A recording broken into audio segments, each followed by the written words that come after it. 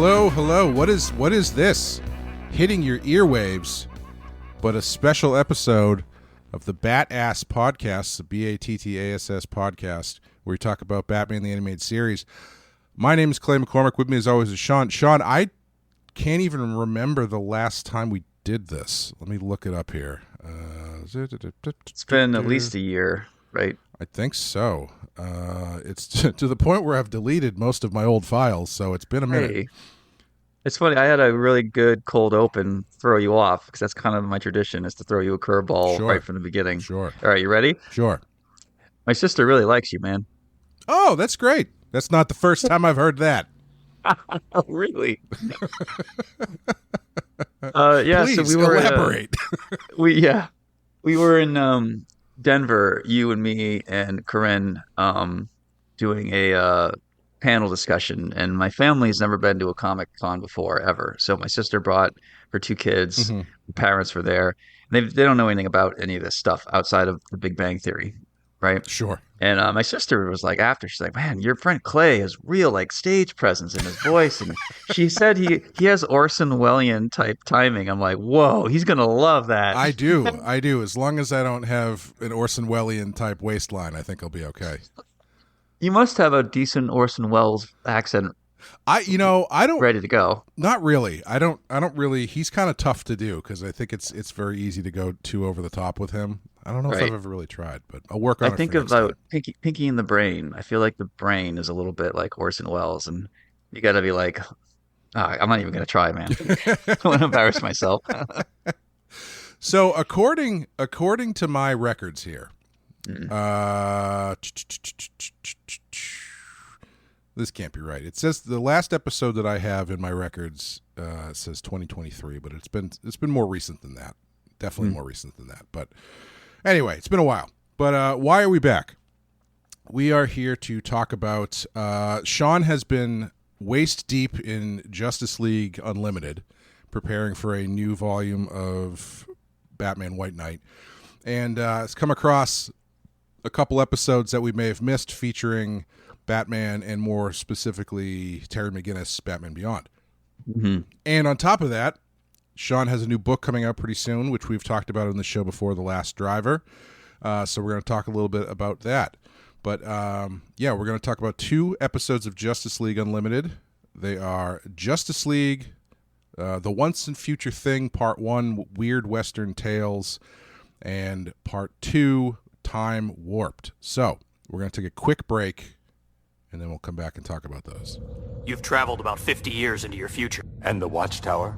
It's gone. We lost a lot of good people that day. You mean Superman? Jean? All the others? Yeah. You too. And the Batcave? This is all we have left now. Deal with it.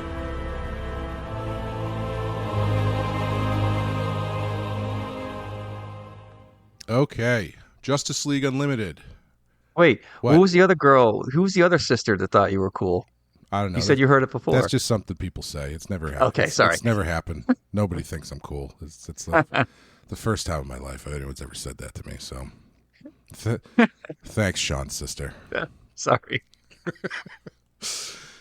Once and Future Thing, Part 1, Weird Western Tales, written by Dwayne McDuffie, directed by Dan Reba. And this one, Batman, Wonder Woman, and Green Lantern chase a mysterious being called Chronos to the past after they catch him attempting to steal equipment from the Watchtower. They soon find themselves in the Old West, whereupon they learn that Chronos has had his technology stolen by bandits led by Tobias Manning. The group quickly work to prevent trouble, working with local legends of the time, but Chronos soon uses his recovered technology to return to his time, creating an even worse situation for the group. And Part 2, also written by Dwayne McDuffie, directed by Joaquim Dos Santos, and in this one, Batman, Green Lantern, and Wonder Woman find themselves in Gotham City in the future, aided by the surviving members of the Justice League, Rex Stewart / Warhawk, Static, and Batman of Batman Beyond of that period. In battling the Jokers, the time travelers soon learn that Chronos is making irreparable damage to history that could erase the universe. Note, the Joker seen in this episode previously appeared in the film Batman Beyond: Return of the Joker as the Joker's henchman. So, Did A you lot just there, man. Did you just find these two naturally as you were watching through the show? Yeah, so I'm working on volume 4 of White Knight with you, and Mm-hmm. I wanted to get through all of these just so I have a better sense of the Justice League. Yeah. That way I wouldn't have to read a bunch of comics. Um, which is par for the course. yeah, I know. At this point, it seems to be working. So, and I came across these, and I was like, oh, we almost missed one here where Batman meets Batman. We got some Beyond stuff too. There's plenty of reasons why we should dip into this one. Yeah. And I was just sort of waiting for an excuse. And you mentioned doing a podcast about Last Driver, so I said, let's just throw it all together. Yeah, absolutely. Had you watched any of Unlimited before? Only we did the epilogue episode. Right. I think I tried to watch a few Green Arrow ones, which I enjoyed, but for some reason it never really pulled me in. But I really did get into it. I admit I skipped the first Justice League. It's not great. Yeah. Justice League Unlimited is way more watchable. Yeah. I'll tell you, it makes me a little bit disappointed because for how sort of ass dragging Batman Beyond was towards the end for us, because it was kind of so formulaic and didn't never really hit the heights that we hoped it would. These 2 episodes of Justice League Unlimited are way better than Batman Beyond. Yeah, I mean, there's a lot of kooky time travel shenanigans that if you think about it too much, it doesn't make sense. But if you just go with it, like this guy's wife giving him shit in his garage, like I was locked into that. I don't even know those characters, but I thought it was extremely compelling. Yeah, and I mean, I think that's honestly, I think right away the difference is that, well, I mean, the first episode after the scene with the Chronos guy and his wife is yelling at him. I think it's after that. Anyway, the next scene is Batman and Green Lantern sitting around the table in the Watchtower talking about relationship stuff. I'm so into it.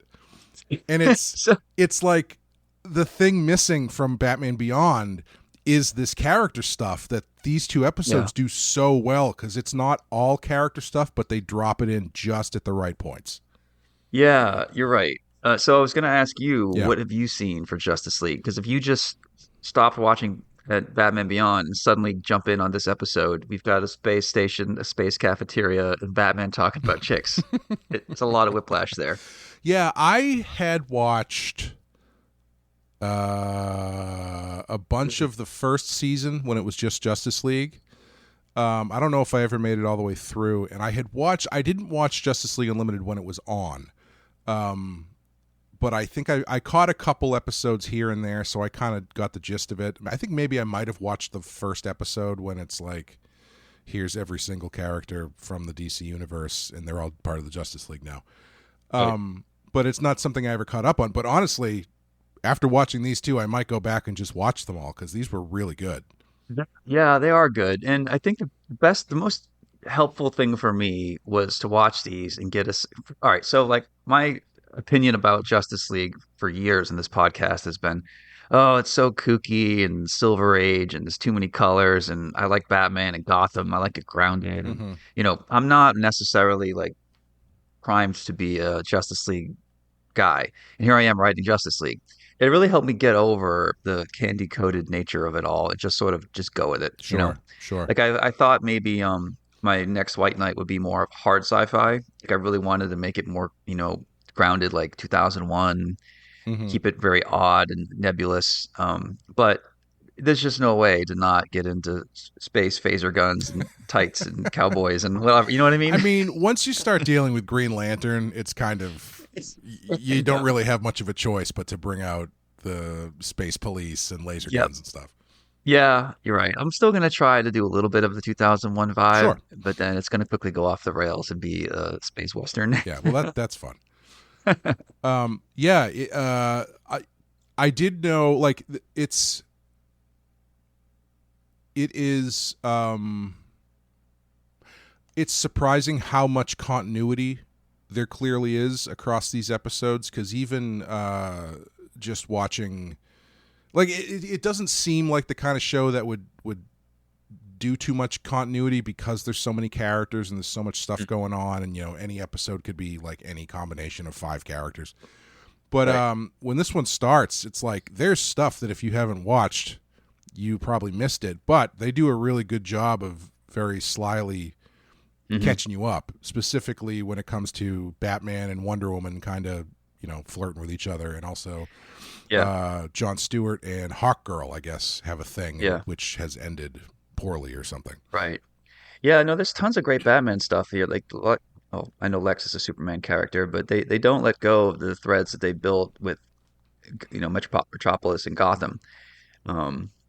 Yeah, it's really worth it. I mean, I love Green Arrow, and there's so many crazy characters like the Atom that I never even knew about, and like are they ridiculous? Yes, but this is the lore and it's important, and it is interesting to see these writers who are very good like tackle these characters. Something about the first attempt at Justice League, that everything was like a 2, 3, 4-parter. So if you missed one, especially back in the early aughts, there was no way to like TiVo and record it and go back and find. You had to just wait until they all came out on DVD. Right? Yeah.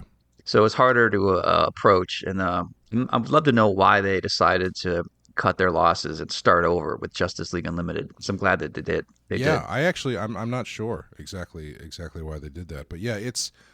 I always kind of felt like the first version of Justice League was like a little too earnest, and I think that kind of touches on what you're talking about, where it's like the concept in and of itself is a little bit.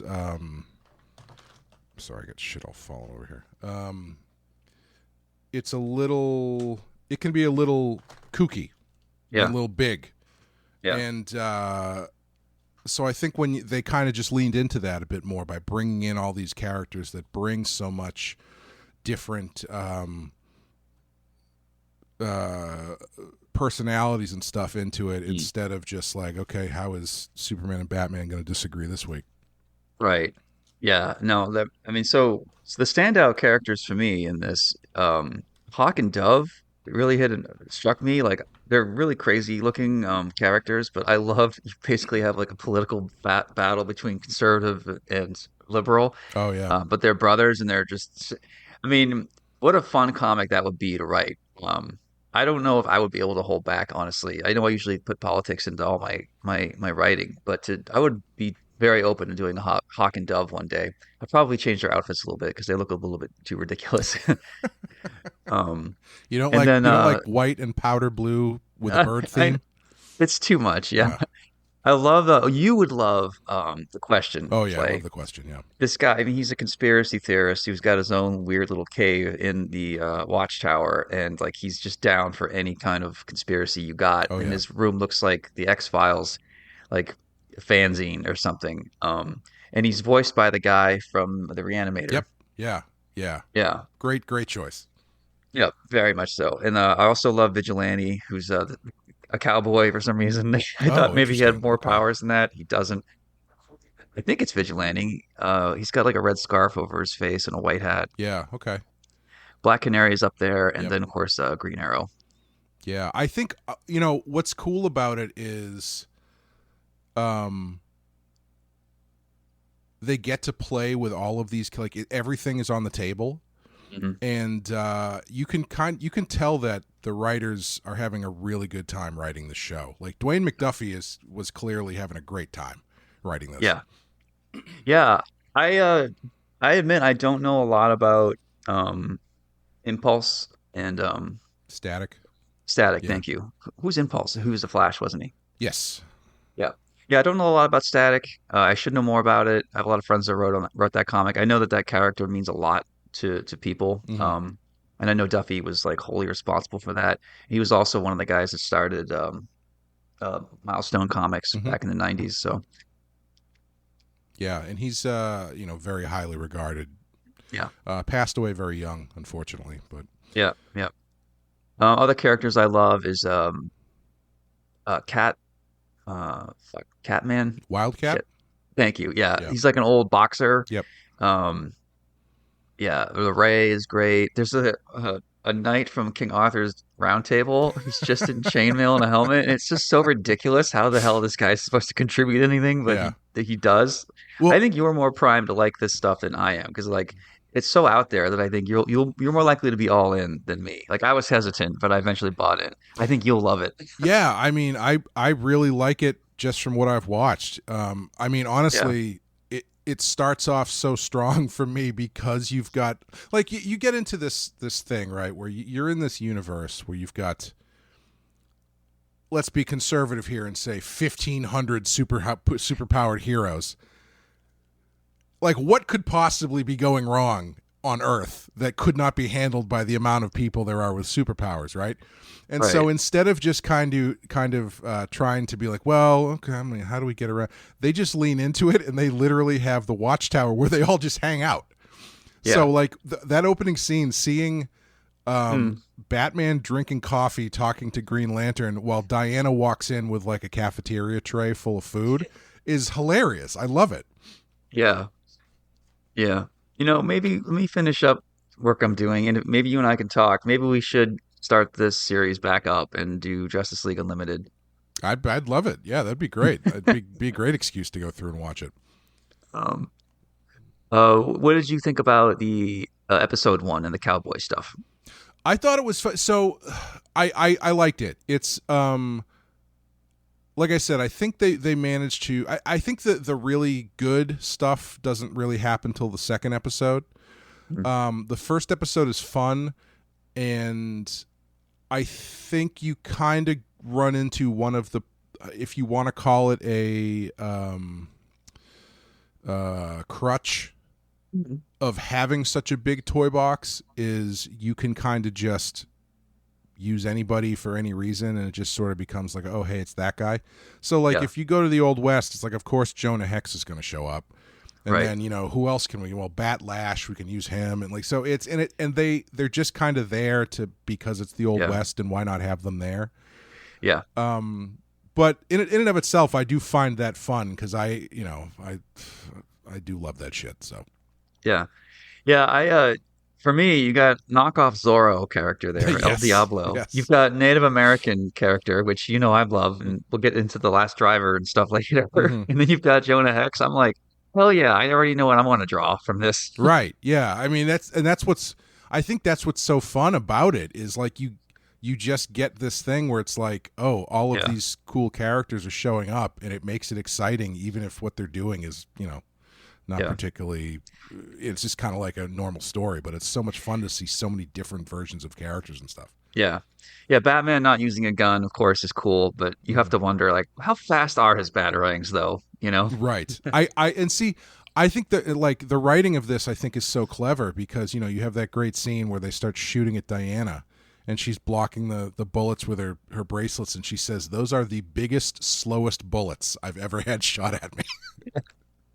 It's funny, in the second part of this, Terry gets hit with musket fire, and it seems like it hits him really hard, which you think that Beyond Suit would be able to take a lead musket ball pretty easily compared to lasers. And I don't know. I mean, it might be a whole different setup. I mean, maybe they don't use lead in the future anymore. Maybe it's, could be just basically like spandex to a gunfire. No, man, yeah.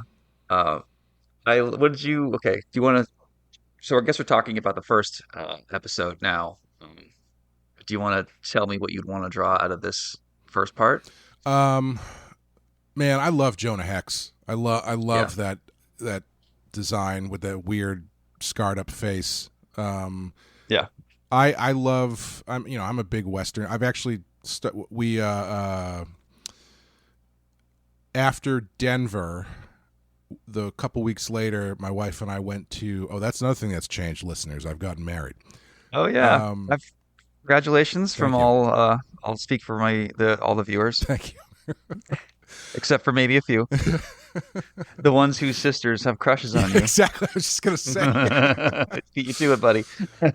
We went to San Diego. My wife had a conference. We got to flip the script a bit. Where in Denver, I had the conference and she got to explore, and then in San Diego, she had a conference, so I got to explore. I learned that Wyatt Earp he spent a good portion of about 10 years of his later life in San Diego, which I never knew.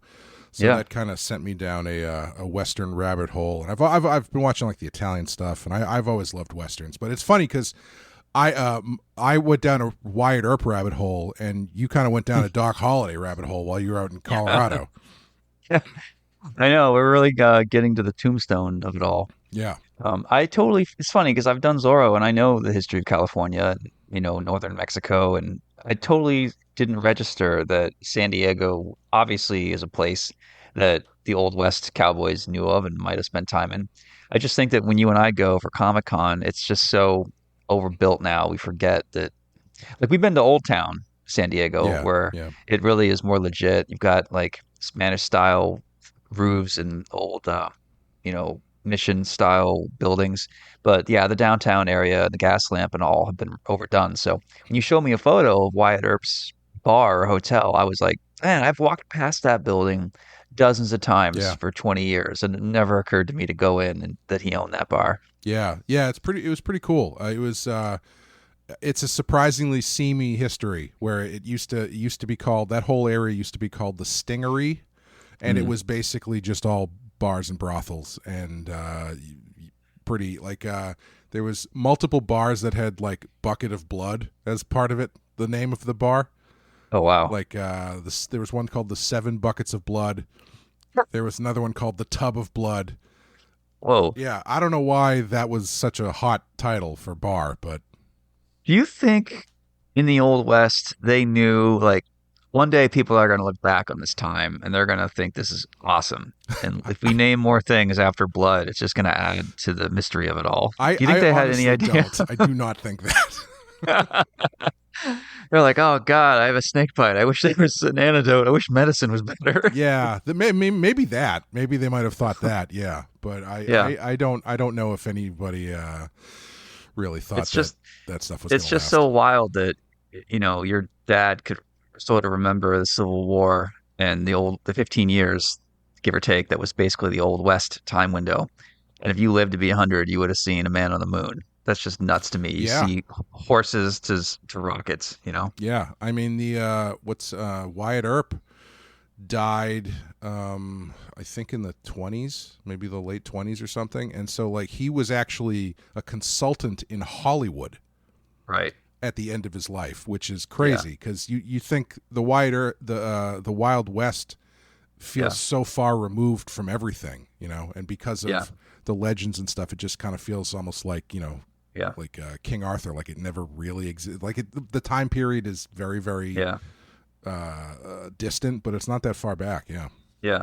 I mean, I've been reading a lot about Native American history, except for my book. So yeah, I'm very tuned in this stuff right now. And some characters, like I think maybe Sitting Bull was one of them, who joined Wild Bill, and they did Native American reenactments all over the East Coast, because on the East Coast, we had been so removed from Native American stuff for so long that we were more like, oh, leave them alone, leave the Navajo alone, no more, we got to really pull back. Like we had more of a liberal mentality, because we hadn't really seen that stuff for 100 or 200 years. Whereas if you're on the frontier, it's a different story, and there's tons of, fingers can point and blame each way, of course. But, Wild Bill, without him doing his tour with real Native Americans that were actually at these battles, who luckily had like a second act to their careers performing, like, was it ridiculous? Were they being exploited? Yeah. But also we might not have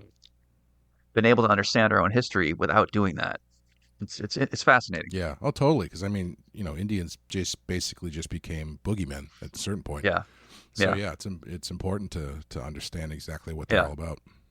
It's funny. So when the Native American character in this episode, I'm not going to try to do it, but there's like a Native American voice. Yeah, please don't. Yeah, I will. Yeah, no. It's funny because Key and Peele, if you watch that, he'll do the taller one. Is it Key? Oh yeah. He'll do. I mean, he can get away with anything because he's so good at it. But he'll do a great Native American, like a broad Native American voice, and it's just so interesting. Yeah, I'm not even going to try. But thank you. I wonder where that group comes from. Like that voice comes from. Like, is that more of a Navajo style Native American voice or East Coast? I have no idea. Yeah, I don't know. That's a good question. Yeah. Was there more? I'm sorry, I didn't know. That was it. Oh, okay. Yeah, I just All want to ponder the racism of it all, and then not touch. I don't want to touch the laser beam. I though. mean, if you want to do the voice, we definitely get a lot of press for an episode coming back. How about I'll do Orson Welles and you do an Indian. Go. Hello, my name is Charles. I'm 1/8 Native American. Hi, I'm Orson. Sorry about the radio thing. Yeah, and you know, it's always fun to see. I think one of the super fun things about this too is you can do an episode like this and throw these characters into the Old West, like because I think Jonah Hex shows up in Batman the Animated Series, right? Because there's that whole episode about the origins of Ra's al Ghul. Yeah, but like, it's a great one-parter. Yeah, but like there, it's like, yeah, well, he doesn't meet Batman. Because that show is relatively grounded enough that they're not going to send Batman back in time. But this one, you can do whatever the hell you want. Yeah, for sure. What did you think of the dinosaur robots and all the crazy big robots at the end? That's a really great question because I don't actually remember that because I may have fallen asleep. Oh, Jesus. Okay, so at the very end, part one, Yep. Batman, Superman, Wonder Woman find a ranch, and this guy, he has like a space gun on him. Mm-hmm. So they realize he's time traveling and stealing shit from the future. Yep. They go on the ranch, and they find out it's all booby-trapped with cameras and, futuristic tech, including pterodactyls, which Wonder Woman blasts through, and I'm not sure she knew it was a robot when she blasted through it. Oh, I do remember that. Yes. Okay. Yeah. I was thinking the same thing. It's like, man, that's really lucky that was a robot. Yeah, like she thought she'd be covered in blood, and instead it was a robot. Yeah. Do you think she was disappointed by that? Like, do you think she was like, finally a dragon I can blast through, and then it's like, it's a robot? Yeah. She's probably delighted because she thought she was going to have to take a shower of blood after, and instead it was just circuitry and sparks, Sparks are a lot easier to get out of your clothes, yeah. And then, but it went to the point where you have giant mechs coming out of the ground, piloted by rednecks and cowboy hats. It was so ridiculous. I think I might have dozed off for that part. Yeah, well, go back, man, before you defend this episode too much. Mm-hmm. Mm-hmm. I mean, but yeah, the tonal shift is wild. Yeah, I'm with an episode like this, I'm down for it. I mean, in a two-parter where you can have one of the Joker gang get sent back to the extinction of the dinosaurs as a punishment.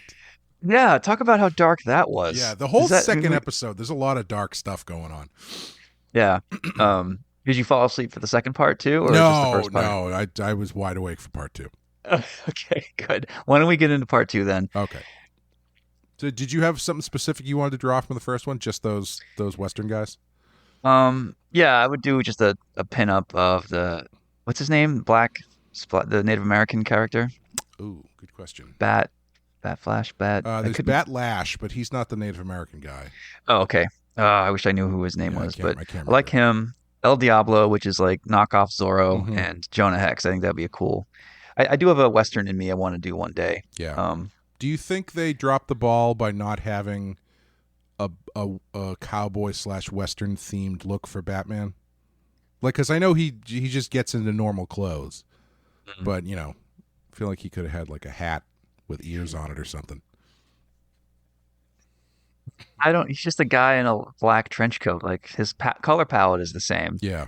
And he's still, but it's funny because the time travel guy here, he just stole Batman's utility belt from Green Lantern and Wonder Woman. And who shows up? Green Lantern and Wonder Woman. And some guy named Bruce Wayne. Yeah. The clues are there, man. Yeah, speaking of Bruce Wayne, one thing I did notice is that Kevin Conroy's Batman voice is a lot softer. It's a lot like it doesn't have as much grit to it. Specifically, like when they're in the Watchtower, it's almost Bruce Wayne voice. Not quite that relaxed, but it's closer to that than it is like in the New Adventures when he's just Batman all the time. Yeah, I wonder if Kevin ever gave an interview talking about how he chose to do his line reads and maybe alter the character, soften him a bit for all the colorfulness of the JLA. Yeah, I don't know. Yeah. I can maybe there's probably a recording somewhere of his first take where he's like, "I don't want to talk about Diana," and it's like, nah, that's not really the right tone. And you're like, Kevin, this is, Steven from the booth. Yes. Hello, Steven. Batman's in a space cafeteria, right? What? Maybe ease up. What is on this the grid. show about? It's that they're all board. So yeah, moving into the second episode. The tag at the end of the first one is that they get sucked into the future and they meet the future Justice League, or what's left of them anyway. Love that. Yeah, it's a great cliffhanger. Especially, is that where Warhawk looks at Jon Stewart and goes, "Dad"? Yeah, I think so. I think it must be. It makes too much sense not to be. Yeah, it's too much of a button. Why wouldn't you hit it? Yeah.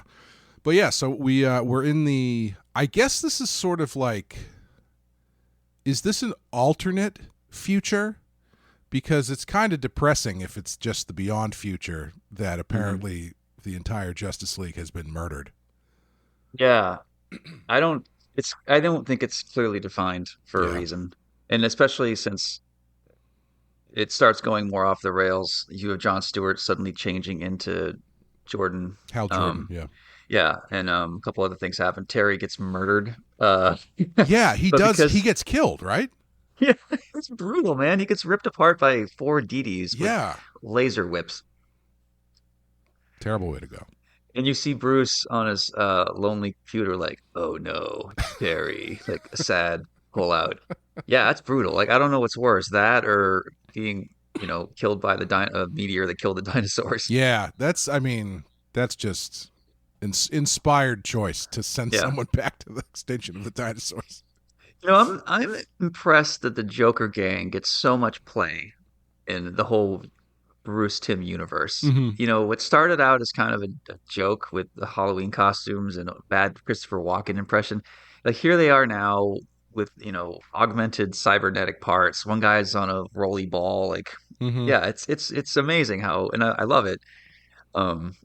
The only voice they didn't get back was Henry Rollins, which I noticed immediately for Kronk. Right. Yeah, that's too bad. But I love how it's funny because I don't necessarily see that time traveling guy, this nerdy, pasty, skinny white dude, hiring these Joker gang people. Like that doesn't quite click. But I don't know what else they're supposed to use as a gang to fight. Yeah. In this, you know what I mean? Yeah, I think it's it's too much fun. Clearly, they're just using characters that they like because they clearly have a soft spot for the Beyond stuff because they've used it a few times. And Static, I think Static had his own show, right, for a while. Static Shock. He did. And obviously Dwayne McDuffie's writing it, so it makes sense that the Static would be in there. And it's cool to see old man Static. He looks cool. Yeah, I'm a sucker for old white dreadlocks on aging black men. I think that's always a pretty cool look. Yeah, that's a good look. And I think as Static, he has like a cool waist length jacket, but now that he's old, he's got a big old trench coat, which is fun. Yeah. I don't know. I mean, flying around on a disc, if I was inventing him, I would have pushed to make it something cooler, but like more of a skateboardy type object. I don't know. Something about being on a disc, standing in that position, like a few characters in Marvel and DC do that. Like Guardians, they kind of ride around on an object in a weird position that I just don't think is as aerodynamic and cool as it could be. Yeah. Like, who is it? Orion? Yeah, exactly. I love how friggin' awkward that is. Like, I have no idea where, like, the weight distribution of that thing he rides is. It's insane. Look him up. I forget. I know that's the character I was trying to talk about. Yeah, there's not like a seat. Yeah. It's just like a chest harness with like stirrups that he puts his feet into. Yeah. And he kind of rides it almost like he's skiing. It's very strange. Yeah. It's like you're on a Stairmaster and you just rip off the parts that you're actually interacting with and you leave the shell behind and you just ride that into space. Yeah. I mean, it looks real, like it's a quintessential Kirby design. And it looks cool in a drawing, but like once you start going, like, how the hell does this work? It's like, oh. Yeah. No, I wonder when he designed that, he must have thought, well, I don't want to cover up his muscles. I'll just make it like 2 tubes and like a space belt. And there's nothing like it, honestly. Like to his credit, You see that thing from a mile away, you know it's Orion. Yeah, I mean, all of those New Gods characters are just insane looking, Yeah. which is And great. just looks like they have diarrhea while they're riding on top of those things. Yeah, they get that Kirby like grimace, teeth out grimace. That's kind of not really sure what it's applicable to many different emotions. I know. We've all had the Kirby grimace after a night out getting too drunk. Yeah, but so we learned that apparently the Justice League has been killed, and the only people left are Warhawk, Terry, and who's the third one? And Static. I guess it's just them, right? Yeah. Good. It's a good team up. I love, again, Warhawk. Such a great costume design. Yeah. I don't. Yeah, forgot that they. Well, I guess there was no mention of his lineage when they No, first I don't think so. touch on this. Yeah. Yeah. So I don't know if he ever took his helmet off before, and you saw that he had green eyes. If they retconned it, I'm not sure. Yeah. But yeah, you've got this cool future where, again, it just lets them play around with stuff because Chronos has been essentially building his kingdom, stealing stuff from the past, which has started like a temporal rift that's screwing everything up, and it's a lot of fun. What do you think about Bruce versus old Bruce, and them teaming up to interview / torture? I love the that. Joker. That was great. I really like it, especially when they cut to I forget, maybe it's Warhawk who's like, Batman's playing good cop, because old man Bruce relative. is just so much more brutal than Batman. It's funny because Batman is literally holding this guy by his foot over a building, and old Batman is like, "I can't believe I was ever so green." And then he steps in, and then they cut to commercial, and then you get back, and it's this Joker spilling his guts. Yeah. So this old man with a cane said or did something horrible during the commercial to make him talk. Yeah, he like put a nail through his nutsack or something. Just I mean, the first time old Bruce steps out of the shadows, what is he saying? Like, they're all dead. Like, get used to it. He says something overly aggressive. I'm like, really, man? You're seeing your younger self and you're still going to be a dick? I mean, wouldn't you? Like, if you ran into your younger self, wouldn't you be like, hey, smarten up? I'd be like, don't buy that Datsun. See ya. Well, so I imagine in this universe, Bruce is aware of time travel, so he must have prepared himself for the possibility of running into himself one day. He must be ready for it. It's not like you and me suddenly seeing ourselves and everything we understand is suddenly flipped over. Like, Bruce knew this might happen, so maybe he would be more prepared for it. He is fairly nonplussed by either one of them are not really that affected by it. Yeah. That's a situation though where, like, if Bruce has to be like, well, I can't be the one to freak out here because I don't want to look weak in front of my other self. Right. So we're just going to pretend like this is a normal Tuesday for us. Good job. I like your different versions of the Conroy voice. Thanks. Yeah, no, it reminds me of I just watched this movie with a friend of mine called Black Easter, also known as Assassination 33 AD. Which is it's a Christian movie. Oh boy! About a SWAT team that gets sent back to the night before the crucifixion to kill Jesus Christ. All right, I'm back in. Yeah, it's honestly, it's insane. It's worth a watch. It's like it's bonkers, and it's like they actually thought about a lot of the time travel stuff. So there's certain things that happen that it's like, oh, that's actually surprisingly well thought out for a movie that this insane. Like they thought about how long it takes the future to change when you change the past. So if they go back to the present, it's like things haven't changed yet. Oh, because it takes longer. It's like they actually say it's like overwriting a disk drive where, like, you have to wait for it to update. It doesn't happen immediately. It's like, oh, okay, well, that's kind of interesting. Which leads to a great scene where after they go back and kill Jesus, which does happen, the first scene of the movie is a SWAT guy shooting Jesus in the face. Oh. It's not bloody though, obviously, but one of the characters gets brought back to the present, but now he's in a present timeline where Jesus never was a thing. and that present timeline is a post-apocalyptic wasteland, and then a bunch of zombies show up and kill everybody. Wow. That's insane. I'm having trouble deciding if I like this or not. Yeah, It's super religious, so I've got one foot out the door. It's, but you some of know, the stuff sounds pretty good. I would say it's probably the most sacrilegious religious movie I've seen.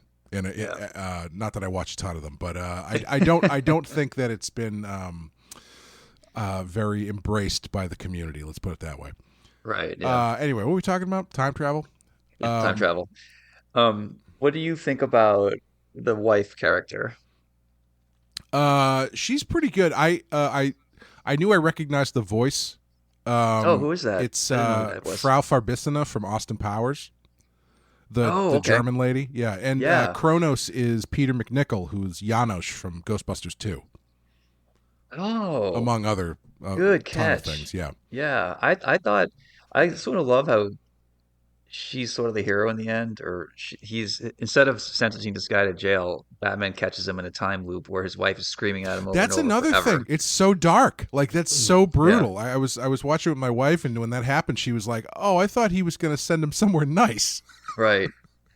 Wasn't there a DC or Marvel movie where a character was cursed to get punched over and over and over for eternity as well?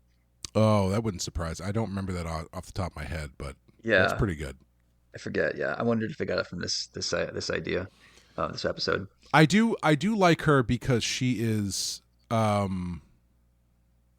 like, they don't completely nerf her when in the future, because you know, she's obviously become subservient to this guy, but when she leads them to him, she completely screws the whole thing up because she's so pissed at him and thinks he's such a pussy. Yeah. I love that. Yeah, I thought she was great. Definitely like the unsung hero of the story. I love their tiny little house. That's like a 1-bedroom attached to a garage, pretty much. Yep. With a bubble window. He's like, it's funny because he's like stealing all this stuff at the beginning, and he's like, "Oh, you can't steal anything that'll mean anything to history." It's like, you just took the Magna Carta. Like, what are you talking about, man? They were done using it. Okay. Everybody read it. Yeah. Everyone got it? All right, so we're done with this. Yeah. Put it in the closet. What else you got to do with it? Yeah. That's fair. I did really like, though, that when you get to the Beyond universe, like, the first thing that you see is flying cars and all this futuristic stuff, and then you cut to this guy's house, which is very relatable. Like, his wife is taking out the garbage, and he's just like dicking around in the garage, and it doesn't read as the future at all. It just looks like it's, you know, right.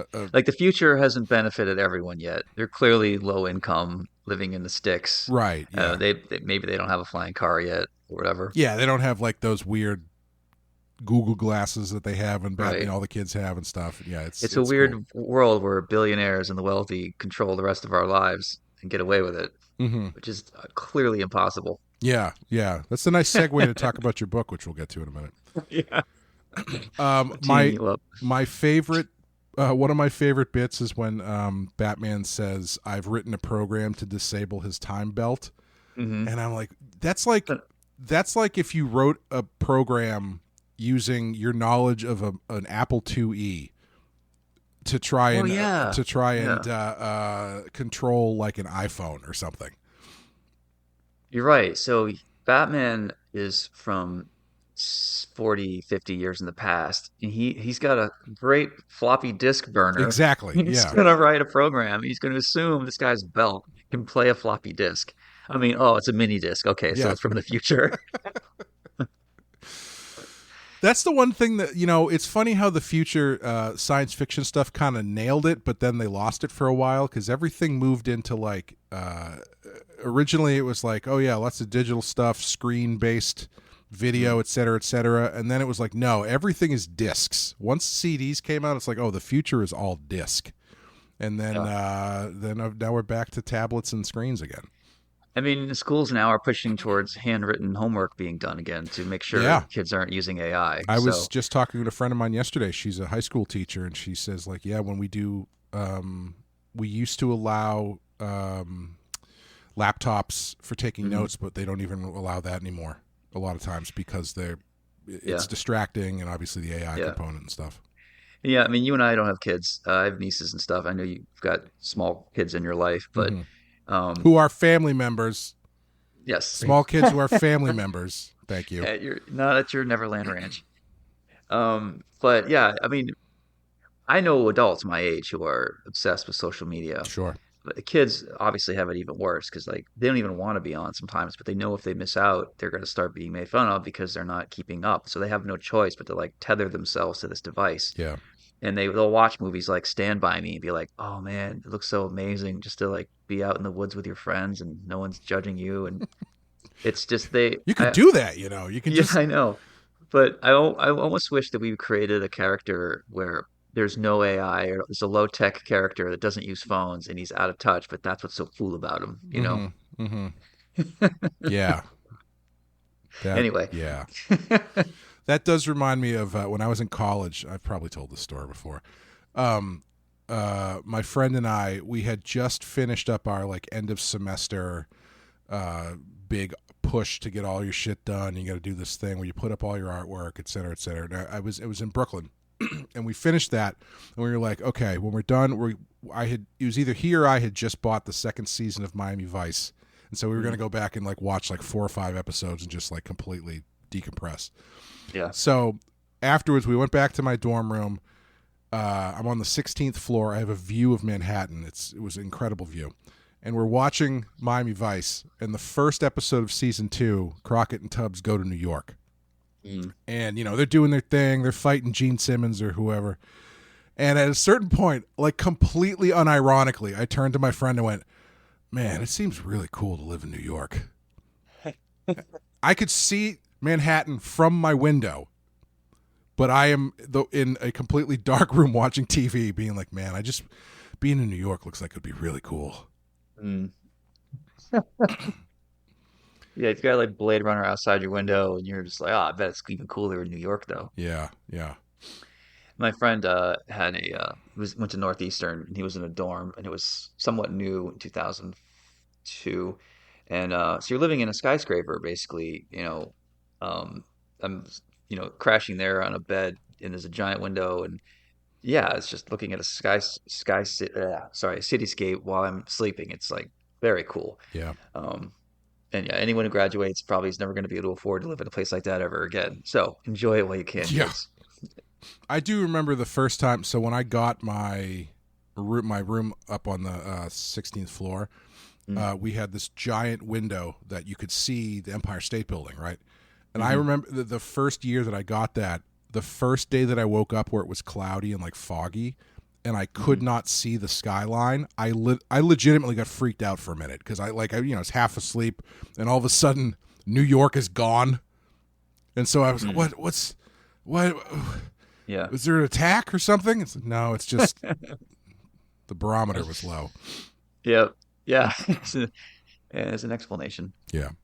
I like that even though these 2 episodes were wildly different in subject and tone, they'd managed to bookend it pretty well with the Hawk character showing Jon Stewart that he does in fact get over his fight with Hawk Girl and they do have a kid and all that. Yeah. So it ends back in the cafeteria, basically. I thought it was a nice way to tie it all together. Yeah. And I think they dropped that stuff in during the episode really nicely too, because isn't there a moment where Jon Stewart is like, get away from my son or something? Yeah. You got to put one of those in. Yeah. But, you know, they'll drop a little character bit in there. I did really, really love when they first meet them. And Warhawk's like, yeah, you're my dad. And he's like, wait a minute, who's your mom? And he's like, well, isn't it obvious? And then Batman says, well, we probably shouldn't know too much. And then and I think Terry McGinnis is like, yeah, anyway, Hawk Girl was really nice. It's like, damn it. But yeah, I think it wraps around really nicely. Like you said, I think it all ties up pretty well. It's like, it's what differentiates these episodes is that they can do this stuff that is just kind of wild and just having fun and doing fun stuff, but it's anchored by good character work. Yeah. Yeah, no, you ought to watch a few. I can recommend a few episodes off the top of my head that you will love. Hmm. Um, yeah, you're definitely primed to really dig this series. I even enjoyed it too. Like it obviously made my work on the next Batman a lot easier without having to read a bunch of stupid comics. Um, but it's funny because I still don't really have a voice for Wonder Woman. I can't tell if she's like firm military person. Hmm. I know she's all about right and wrong and justice, but I don't know if she's like a rule follower for justice or a rule breaker for justice. Right, sure. Yeah, I remember when you sent me the outline for the first issue of the new Yeah. book. There, we kind of were talking about that because there was like there's something that happened that it's like, well, Hmm. you have this as John doing this, but this kind of makes more sense if Diana's doing this based on what Yeah. she's done. So yeah, it's that stuff comes as you hack it up. Yeah, yeah, I made a few changes to issue one. You'll notice when you read it and see the artwork and stuff, and move some stuff around. It's funny when you actually sit down and draw a page, and your brain is in that scene for a whole day. You start Mm. to sort of see solutions and problems pop up, and yeah, like if I was just writing for other artists, I don't think I'd be as good at it. I think drawing my own stuff, I can smooth out the wrinkles even more. Yeah. I mean, because you're kind of editing and rewriting as you're drawing too. Because like Yeah. I've definitely. I mean, even with other when I'm drawing other people's stuff, I've done this too. But like, Hmm. you're laying out a page and you have the script next to you, and you're like, well, this layout feels like it could use 2 more panels or something, and Yeah. then you could drop those in there, and that solves a problem, and then Yeah. so. One of the things I changed, so spoilers, Superman is only 20 and he's a fan of Batman. And it is for me, there's no way he couldn't be because he's grown up his whole life in Kansas and there's been this cool vigilante named Batman who's been all over the news and in our universe literally has like toys and shirts and merch and stuff. So when Batman goes to Where's visit he Clark, getting the merch, Sean? you're right, I know. But Batman goes to visit Clark to level with him, and he turns on the light in his room, and he sees all this Batman stuff, and he's like, "Uh-oh!" Like he's already dealt with Robins who are fans of Batman, and he doesn't want to get into another. He doesn't want to destroy another young soul with his mistakes. Now he's got a kid who's got the power of an A-bomb. Um, so I remember when I wrote that, you were more hesitant about like, do we need another fucking bedroom with Batman stuff in it? And Hmm. you're not wrong. But I sat all day drawing that page, and I became more convinced like I have to do this. There's a way to work it in better, but you can't not address this elephant in the room. But I found a way to do it where I think I'll show this to Clay later once it's all drawn, and I think he'll once be I more on once I board. can't change anything. Exactly. Yeah. Like I think once I draw it, you see it in action. I think sometimes you come around more, or Sure. you just bite your tongue for the rest of your life. So who knows? No, I'm sure it looks great. um is there anything else you want to talk about? What would you draw from this one if you had to pick something? Oh man, I really like the laser weapons that the Jokers have, Oh, and I sure. like that there's different versions of the laser weapons. I think it'd be cool to do like a pinup of them with different versions of lightsabers. Basically, one guy hovering over a rolly ball. Oh yeah, we didn't even mention that Chucko has a Darth Maul double-bladed lightsaber. Yeah, so when he pulled that out, I was like, how do they not get in trouble with Lucas for that? But then they show a bunch of other laser weapons, and I think that's the way to get around it. Yeah, I think laser swords in general are probably okay as long as you don't say laser lightsaber. I think that's Right. probably trademarked or whatever. But So for issue two, for my book, need to have the Batman team fighting a villain. So I was gonna just do Jokers, but then I decided, well, I got to use Azrael. Like the Sons of Azrael are kind of a thing in the background of my book. sure. What if like we reveal that Azrael has two daughters, and there's one that's red and one that's black? And I thought, well, one has a fire sword, one has a water sword, but like, what the fuck does a water sword look like? Hmm. And I thought, oh, it's made out of ice or something. But now I'm thinking they should both have laser swords. Oh yeah, I mean you can because there's the other version of Azrael with the white costume that has Okay. has a fire sword. Well, 2 fire swords, but one of them is blue. So there you Oh, go. you'll have to send me that. I clearly didn't do enough research yet. But I thought if I made it more of a broadsword that's a laser sword, it's Hmm. less George Lucasy, and maybe DC will be okay with it. But then after seeing this episode, there's already precedents to Yeah, have they're not gonna lightsabers. care So Exactly. Unless you start calling people droids and Azrael, as Azrael's kids are referred to as Jedi, I think you'll be okay. That's fair. Or if they say, "Well, you can't have a laser sword," be like, it's not a laser. It's plasma. Plasma, hot plasma Hot, sword. gooey plasma. Yeah. Did you say what you'd want to draw? I would from this one.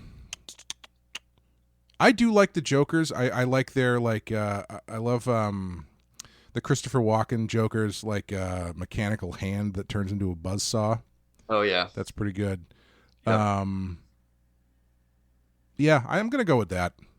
I didn't really think about that too long, but that's probably what I would choose. Honestly, I think it would be fun to draw. I say this now, and I would regret this, but I think doing a page of the Justice League hanging out in the cafeteria would be kind of fun. Yeah. I don't love drawing people sitting at tables because I can never make them like the bodies. I can never get them to like sit right. That's funny. But I think that would be fun if you had like a double page spread of the Watchtower where it's like, in the foreground highlighted is Batman and Green Lantern, and then in the back you've just got like the rest of the team just doing stuff. That'd be fun. That's cool. I'm looking up White Azrael, and I'm just getting the Todd toy based off my art. Look up in white. Michael. That's not what I want. Azrael Michael Lane. Okay, thank you. It's pretty cool. I was doing a bunch of research on him a few years ago, and his version of Azrael, his suit drives him insane. So it's called the Suit of Sorrows, and anybody who wears it, it drives them insane, which I think is different from the one that John Paul has. Yeah. So one sword is fire, and the other is like sparkly blue. Is that water? I don't think it's water. I just think I don't know if it's ice or something. I have no idea. It's just it's blue. They're blue fire.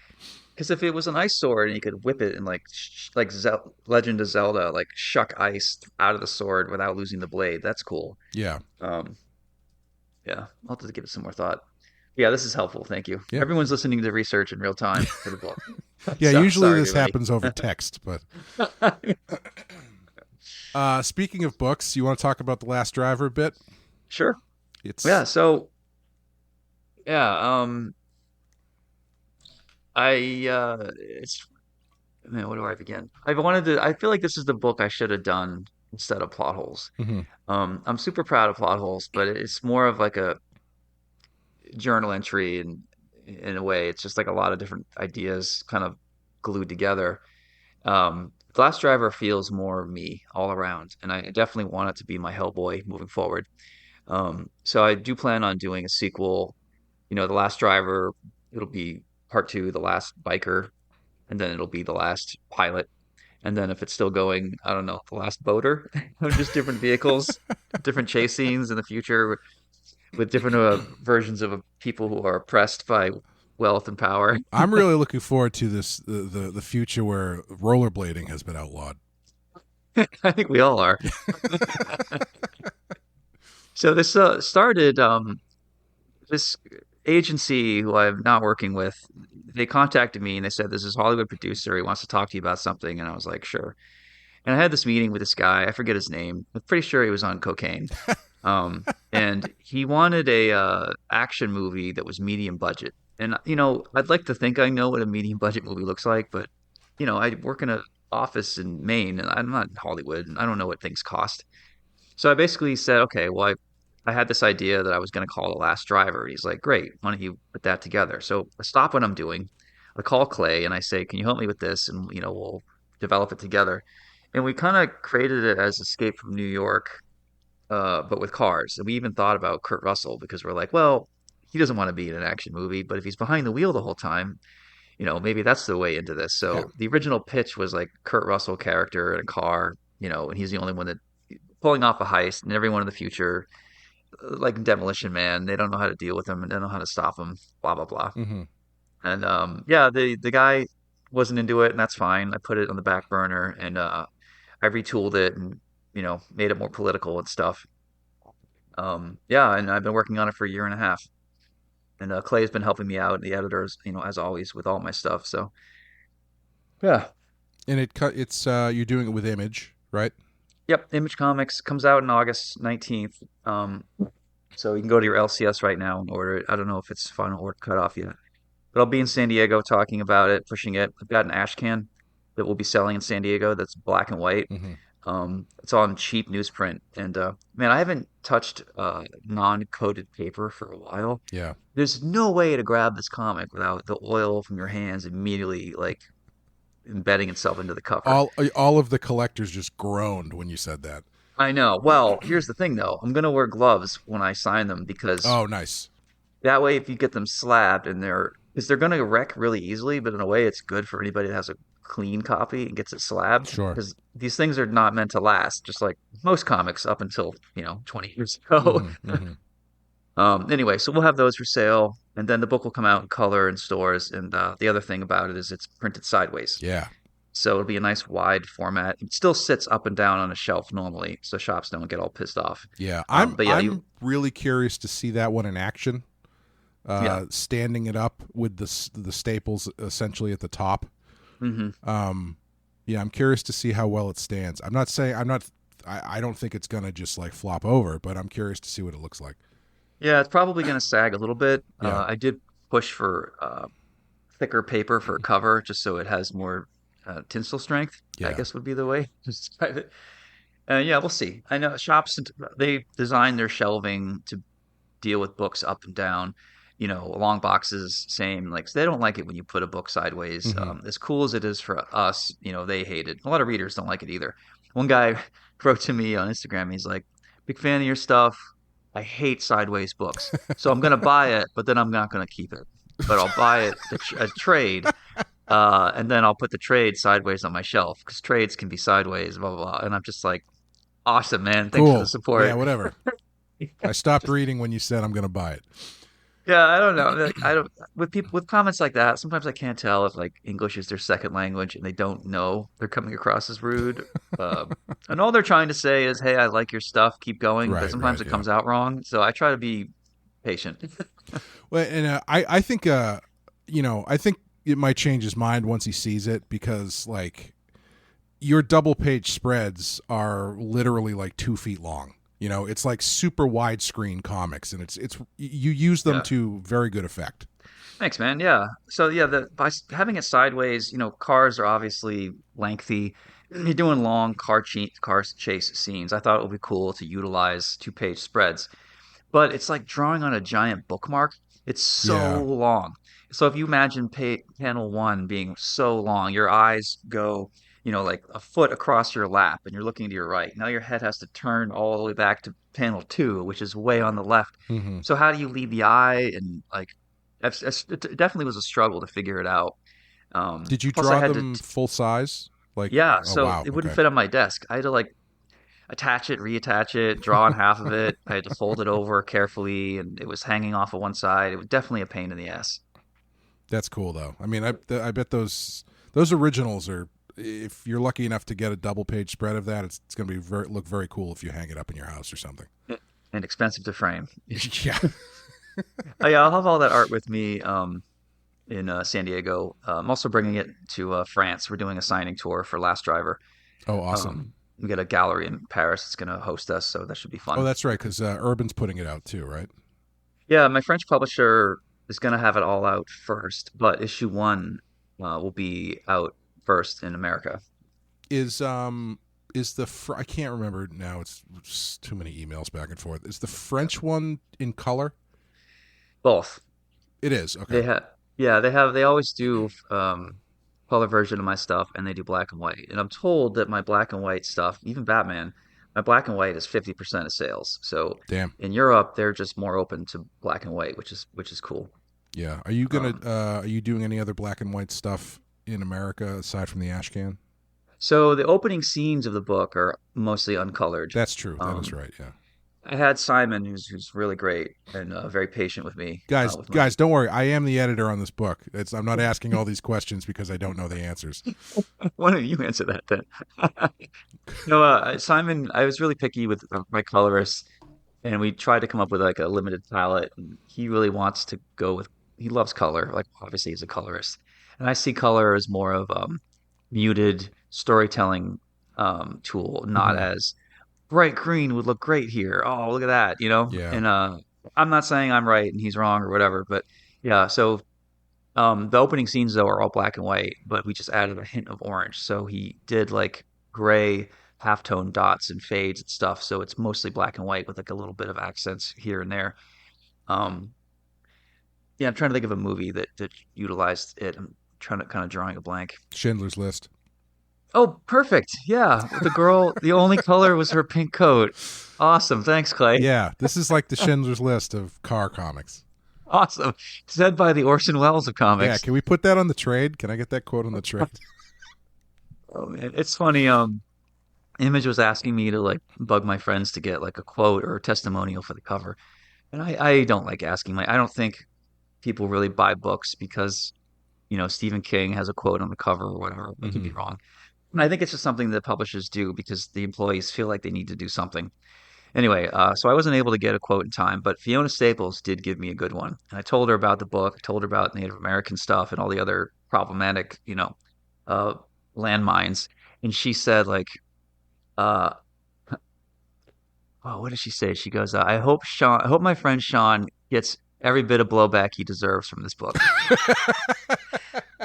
So I wrote to Image and like, can I use this as because everyone knows Fiona. I feel like leaning into that is kind of like, anti-marketing, which actually might work for the vibe. Yeah. If that makes sense. Yeah. But they never wrote me back. That is a great quote. That's yeah. Yeah. I'm going to try to put it on to issue. Is it too late to add a quote to cover one? Cover one, yes. Okay. Is that true? No, I guess it's not. Because, right. we have till, I think, the beginning of August before we get all the final files in. All right. I'll nudge Eric at Image to see what he thinks of that. Because if that makes him uncomfortable, I don't want to put them in that spot. Sure. If they're already concerned for a few other reasons. But yeah. And it's, if you want to elaborate on that at all, it's a book with, that deals with Native American stuff, LGBT, yeah, culture. We've got a lot of stuff. politics in the beginning. It's in the world in the future. There's been a second civil war, which has been like kind of a digital civil war where people in the country split in half. You've got all like the more wealthy, educated people living in cities with their resources. Like in Judge Dredd, they live in these mega cities, and then everyone else lives in the desert in between them. And it's to a point where it's about to get walled off, so there's no more interaction between the two sides. So it's a poorly thin metaphor for what's happening in America right now, I think. And there's a 2-page spread that shows the two sides fighting each other, and it has stuff like broken Bud Light bottles on one side, and trans flags on the other side, and Greta Thunberg, polar bears wear. So it's like I think it does a good job of sort of summarizing what political, whatever side that you're on in a way. Mm-hmm. But after that spread, it's really just a book about pushing back against AI and the wealthy, which I think is something that pretty much unites most of us, no matter which side of the political aisle you're on. Yeah, yeah. Especially since did you see all that stuff where like Instagram was secretly putting in an AI thing that you had to shut off, and then thankfully enough people spoke up about it that they shut it down.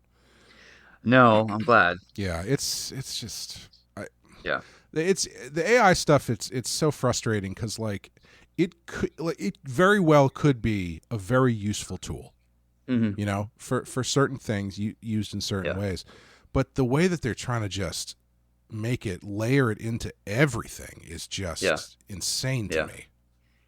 And in the creative field, it's ubiquitous that we all agree we hate this. Yeah. But my assistant Jake is in the banks. Banks love this. They're trying to get Jake and his employees to like use this more. It's a time saver. Every other bank is using it. So they're having very different conversations. Sure. Yeah.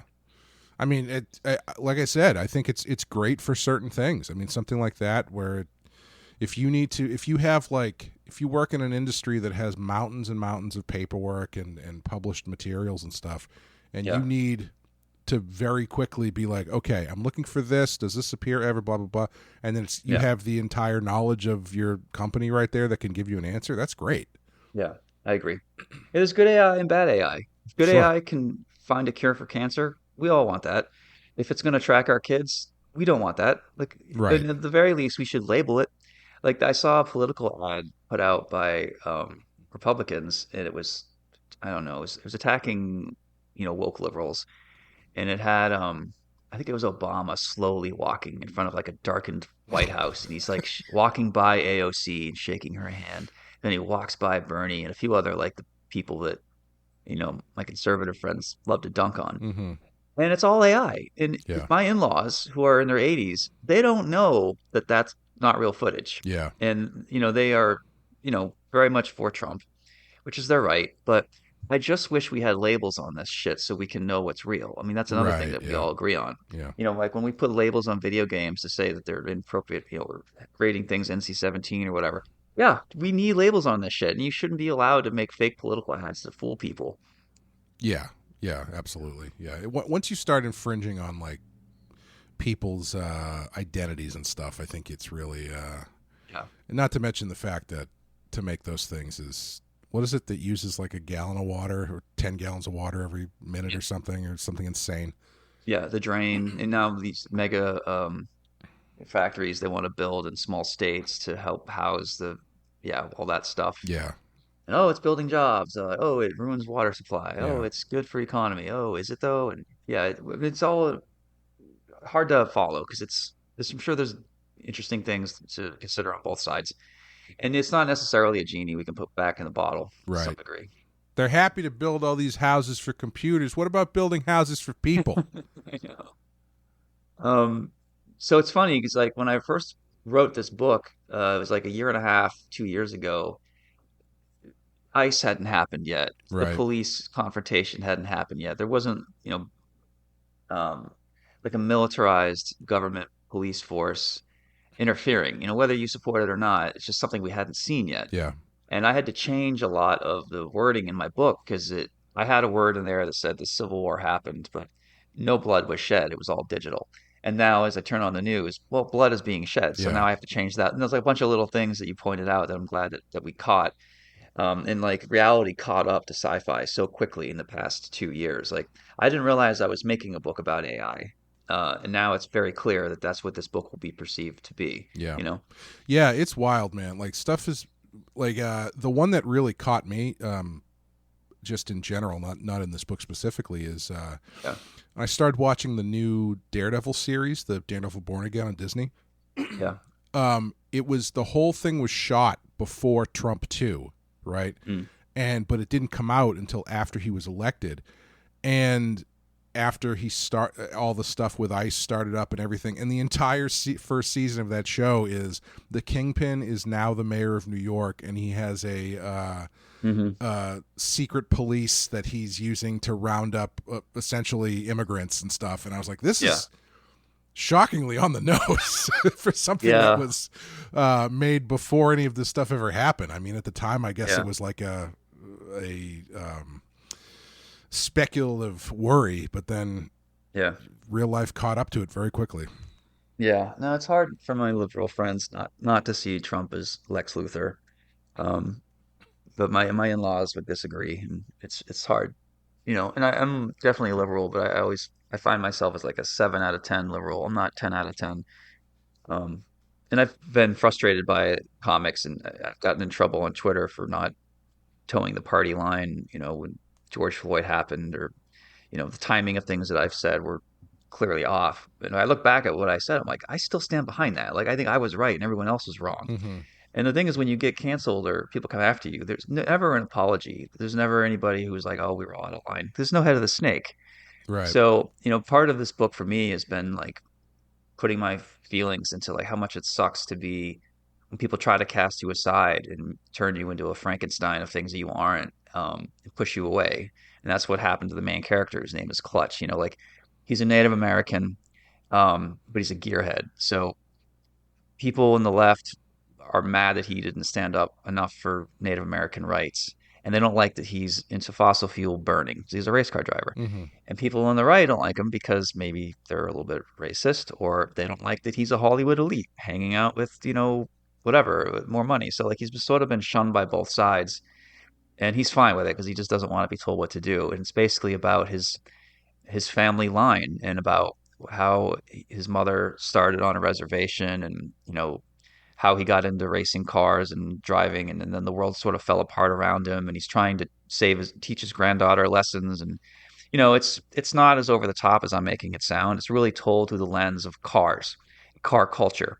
So there's a lot of like fun, goofy car stuff in there. It's not a very political book per se. Like, it's mostly action adventure type stuff, but there's definitely a lot of thinly veiled you know metaphors for things that are going on. And I don't think it's going to necessarily be left or right. It's just a book that's right down the middle, and no matter who you vote for, I think you'll see a lot of validity in it. At least I hope so. But yeah, for like Image Comics, they're like, oh great, Sean Murphy book. Wait, why is he drawing pictures of Greta Thunberg? Uh-oh, is he going to say something stupid on Twitter now? And I got all these people writing from Image, and all their pronouns are listed on their emails. And like, I don't do that, and I'm fully supportive of it, but I can already sense their hesitation. So here I am telling Eric, like, hey, can I use Fiona Staples to a quote that'll throw my book under the bus? Haha. That's just not what marketing wants to deal with. Yeah. Yeah. Well, I understand. To talk about one thing that you changed that I think would Please. would really have ruined the book. The main character's name originally, when we first started working on it, I think I had come up with the name Gus, like just as because I like this working class name, and then you really wanted to call him R.I.P. Blaze. Yeah, rest in peace. Yeah. So his name originally was Gus Rip Blaze. And no, I don't think. Okay, go ahead. Could not fathom how much I hated that. I just wanted to call him Rip Blaze, but people would just call him Rip. Yeah, it started because when it was a Kurt Russell book, the first line is like, "I thought you were dead," just like in Escape from New York. So I'm like, all right, let's make his name Rest in Peace, because he keeps escaping death, and people just assume he's dead. I didn't know you were still attaching Gus to it. Well, either way, Rip Blaze, I don't love. I can't tell if it's a bong related or a fart related thing. Oh, I didn't think about that. But when That's a good point. when you came back, like, his name's Clutch now. I was like, oh, thank God. Whatever you do now, I don't. It's fine. Yeah. It's fine. So the metaphor is a clutch is a part of a car where it's stuck between two opposing forces. You've got the wheels that are moving and the engine that's moving, and they're moving at different rates. So they both have to push against the clutch, which is designed to take a lot of pressure and heat so that the two sides can start getting along. So you can see why the metaphor works for this book. And we don't really understand why he's called Clutch until like the last page. It's kind of a throwaway line. I also really, as I was reading through it, there's a certain point where I can't remember the context of it, but I sent you a message and I was like, so, but like, what's his like real name? And you're like, no, his real name's Clutch. Like, this is the name his mother gave him. It's Clutch. Like, okay, I mean, that's fine. It was like, I was expecting it to be a nickname, but that's totally fine. So it's a nickname culture. So Native Americans, they don't give you your adult name. Like, sure, you come out of the womb, you're called one thing, and when you earn your real name, they'll change it. And this is sci-fi, and it's not based on any one tribe. Like, they're not Navajo or Mohican specifically. It's designed to be vague, mostly so I don't get in trouble. And they're all obsessed with cars, so they call each other car names. Yeah. So his mother's name is Bluebird because she fixes buses, and anyone who remembers going to school as a kid, you were on Bluebird buses. His brother's name is Trans Am. The bad guy's name is Firebird, and they just all have like cool car names. It's a little absurd, but the book's sort of designed to be like a B movie from the 80s, so you just kind of go with it. Yeah. If in this world, if your name was, let's say your name was like Stingray, right? And it's like, oh yes, the Corvette Stingray. What happens if Stingray grows up and he just like really prefers like a Mazda Miata? I guess you could call him Miata after a while. You can just change your name. Okay. Well, I mean, they're smugglers and they're in gangs, so they have like code names. So who knows, man? It's science fiction. If you really don't love Stingray and now you're a Miata guy, all right, but you got to join the Japanese Miata gang. That's the fun thing too. Is the bad guy in this is Firebird, and he's like clearly like racist, sexist, homophobe, over the top. Definitely like Lobo, and toned to be like Lobo for me. Like, not saying Lobo is those things, but my character is like Lobo plus that stuff. But his gang is filled with women and people of color, and he's not as awful as he likes to come across. Like he sees himself as a bad guy, but as the story goes on, you realize there's more to him than that, Mm-hmm. which is kind of a fun thing to play with. Mm-hmm. Yeah.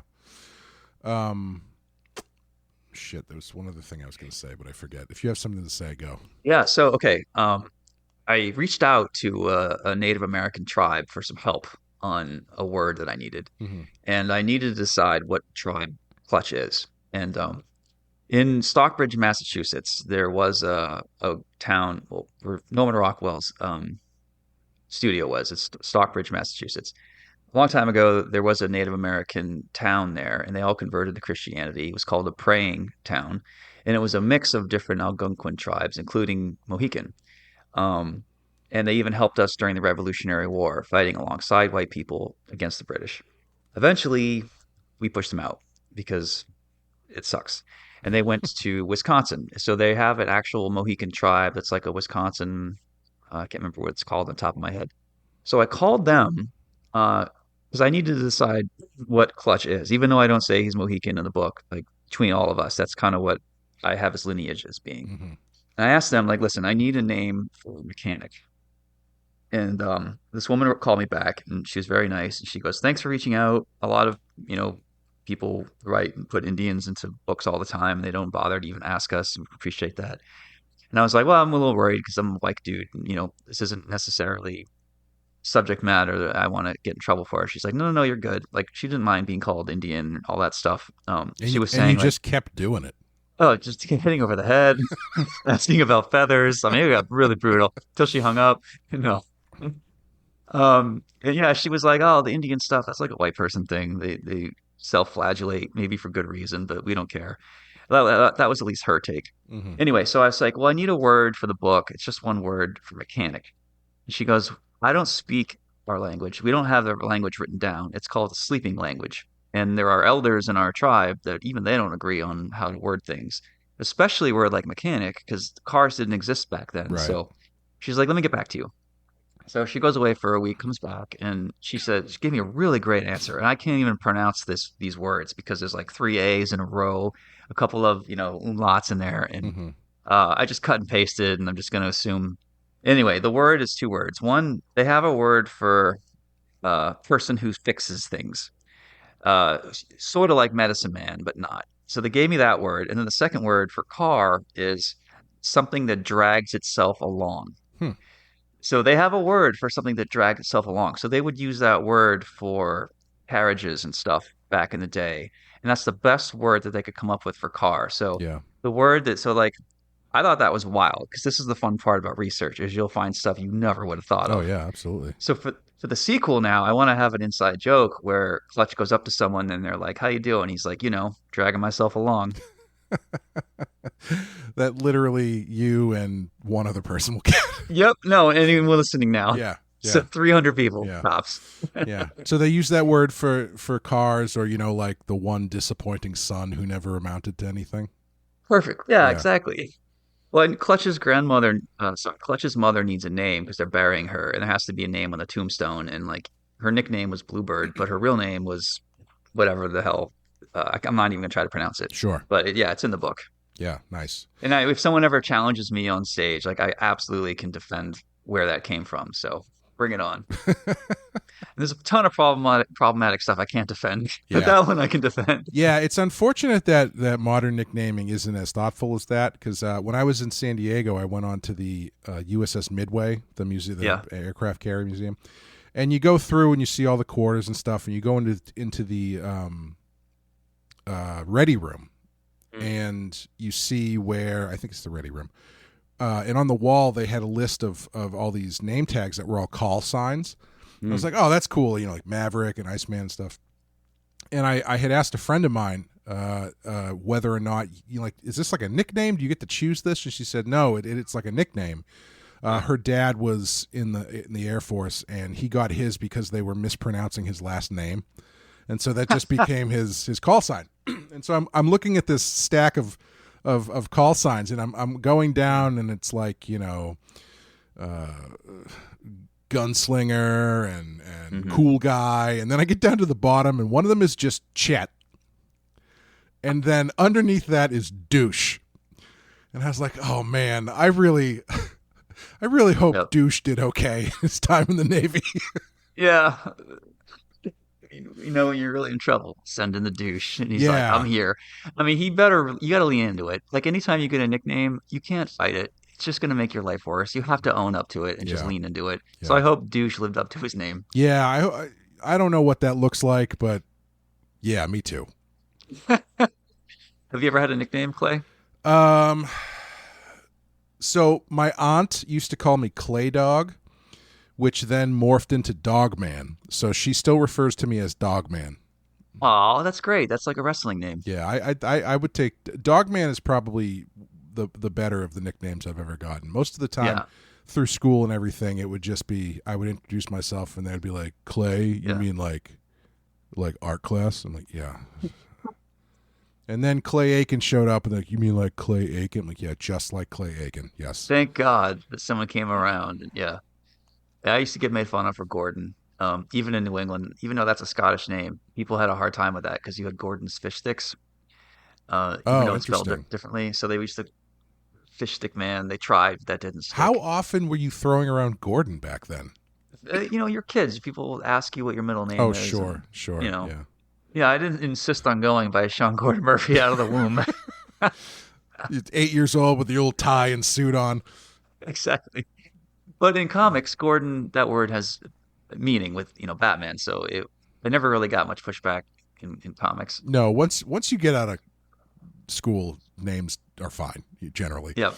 Yep. That's interesting though, because I mean, growing up in New England, you have the most Irish name you could possibly have, Yep. and so somehow you didn't get a cool one like Murph or something, or Oh yeah, but everyone goes Murph or Murphy Smurfy or just, oh yeah, my nickname when I was a landscaper was Muffin.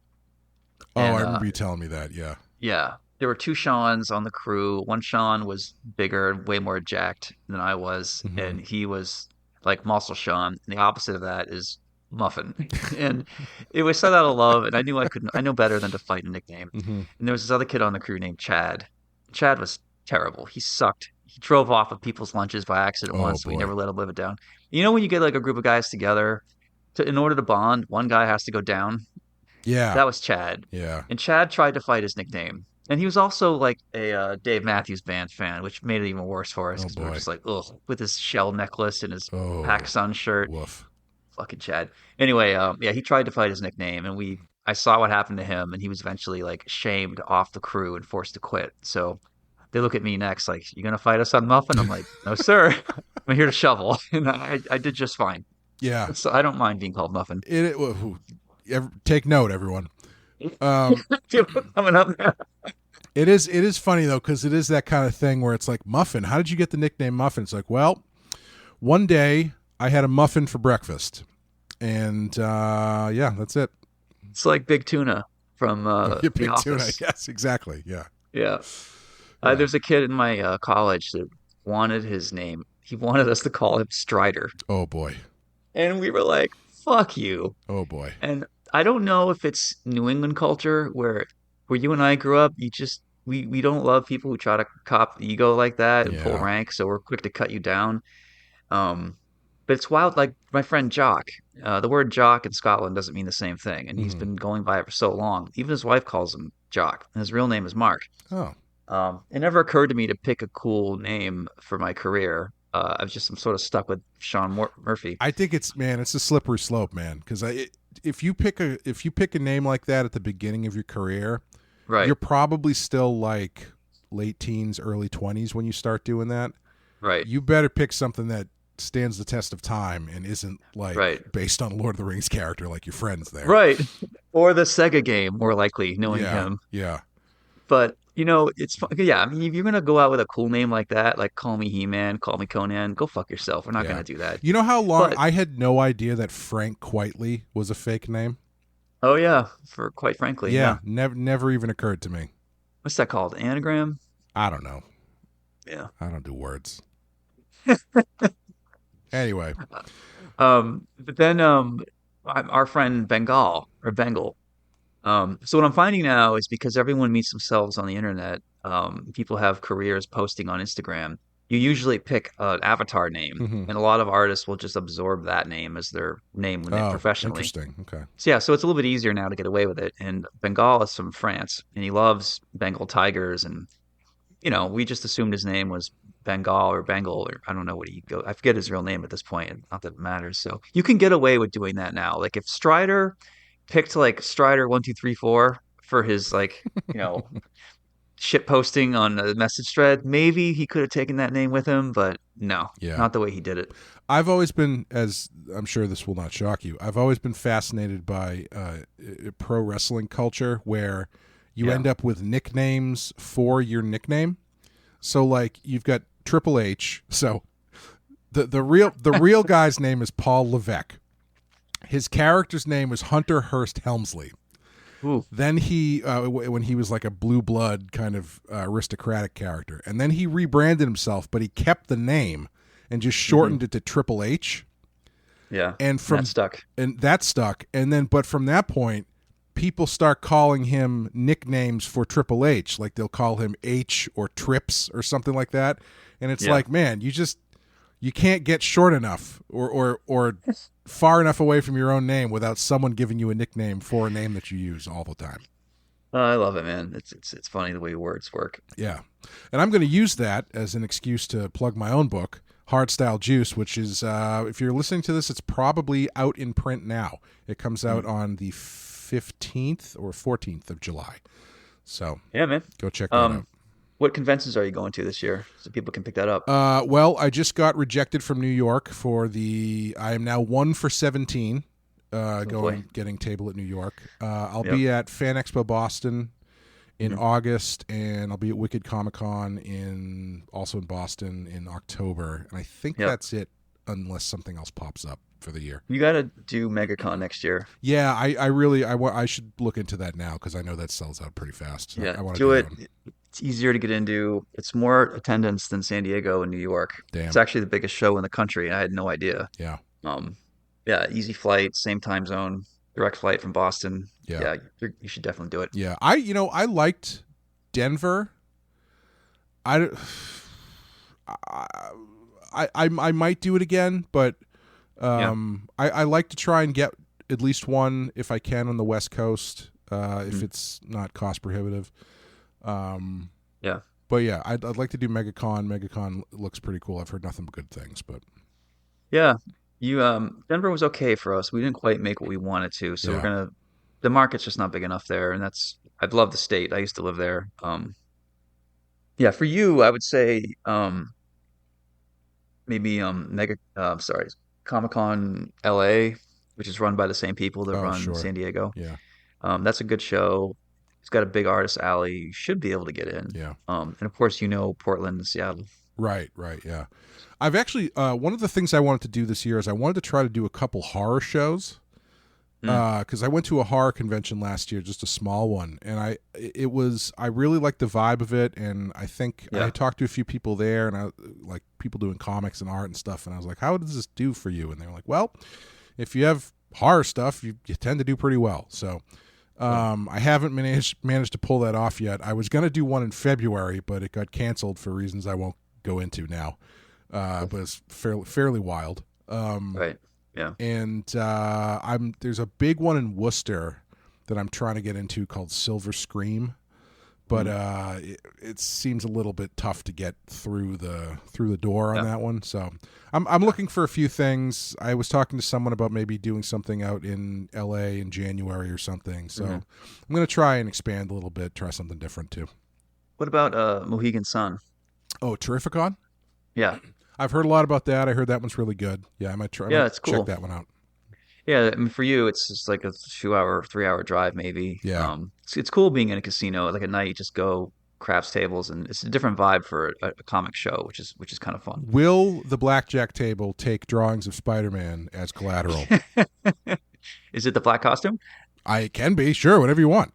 Blackjack, black Spider-Man. It should go over fine. Awesome. I'll just drawings of Gambit. Can I put down a drawing of Gambit with holding the card I need? Does that count? They're like, sir, yes, but not a bunch of pogs. We need you to have chips. We're not going to tell you again, sir. Yeah.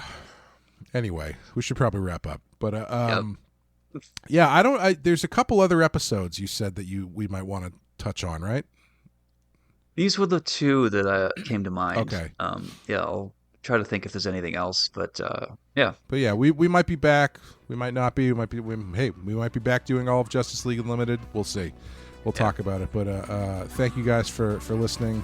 Go pick up Last Driver when it comes out. Go pick up Hardstyle Juice. And Absolutely. come see us at shows. And thank you, Sean. Thanks, Clay. Appreciate your time. We'll see you next time. Let me go down.